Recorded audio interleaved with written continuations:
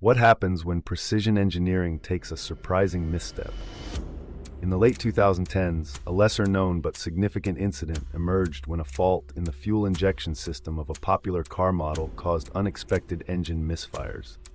Drivers experienced sudden power loss, often while cruising on busy highways, creating hazardous situations. The issue stemmed from a tiny defect in the fuel injector design, which escaped early testing.